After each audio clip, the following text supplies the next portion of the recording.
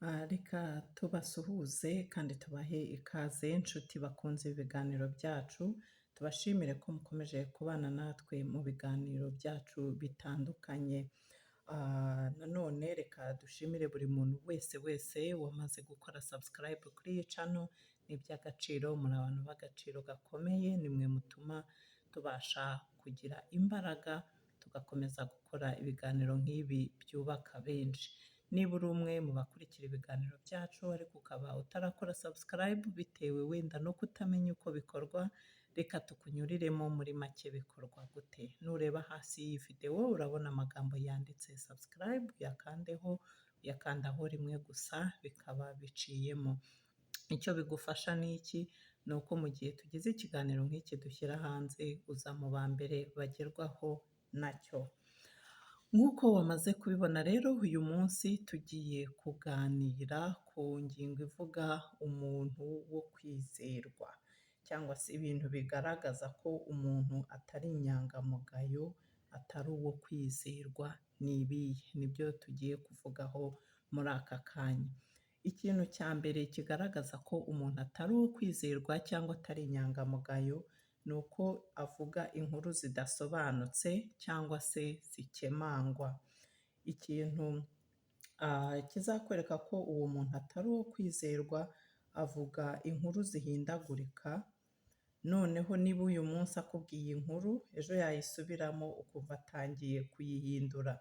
Niba bimeze gutyo rero, ukabona umuntu umeze gutyo, uzatangire gushishoza, witonde. Umuhanga umwe yaravuze ati, if you tell the truth, you don't have to remember anything. Ibi bishatse kuvuga iki?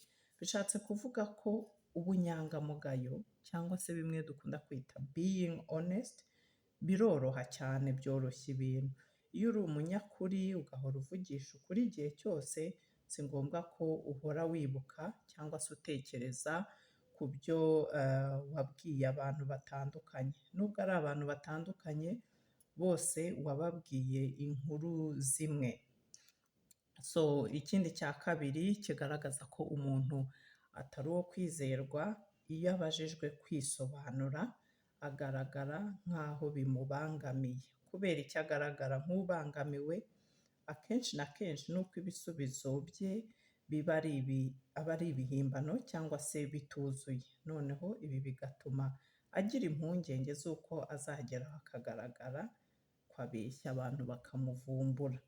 Umuntu nk'uyu rero nta mahoro yo mu mutima aba afite, kuko burya umuco wo kutaba inyangamugayo uravuna cyane.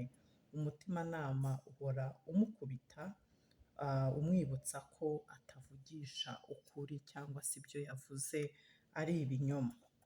Ikindi cya gatatu kizakwereka ko umuntu atari uwo kwizerwa, ahora ashaka kwirengera aho gusobanura ibintu uko biri. Kubera iki? Ibi biterwa n'iki? Guhora ashaka kwirengera nibwo buryo bwonyine buzatuma atagaragara cyangwa se abandi bantu batamenya ibye. Niwumva rero umuntu akenshi na kenshi asubizanya umujinya cyangwa se uburakari, ujye umenya ko hari ibyo arimo guhisha. Ntabwo ari umuntu wo kwizerwa, ntabwo ari inyangamugayo. Ikindi cya kane kizakwereka ko umuntu atari uwo kwizerwa, ni uko ahora yica gahunda cyangwa se amasezerano. Abantu benshi tugorwa no kubahiriza gahunda, atari uko twabihisemo.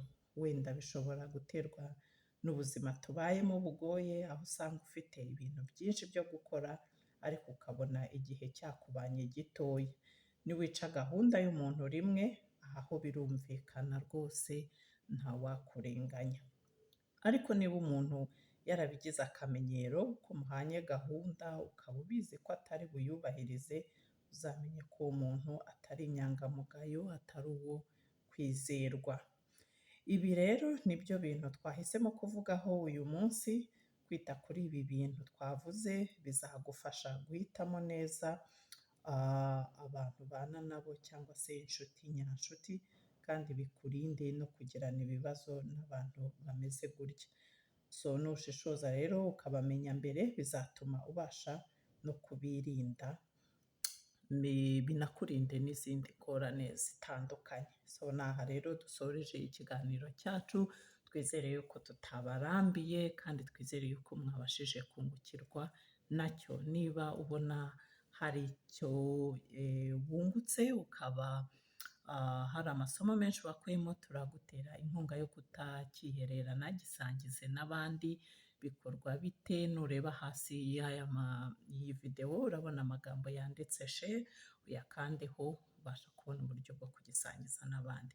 Ikindi natwe ubitwereke kuko biratunezeza. Urabigenza ute byo? Nureba hasi y'iyi videwo urabona andi magambo yanditse like, uyakandaho natwe tukabibona. Mwakoze cyane, naho ubutaha. Imana ikomeze ibane namwe, ihire amaboko, ihire imirimo y'amaboko yanyu, muhahe muronke, naho ubutaha. Bye.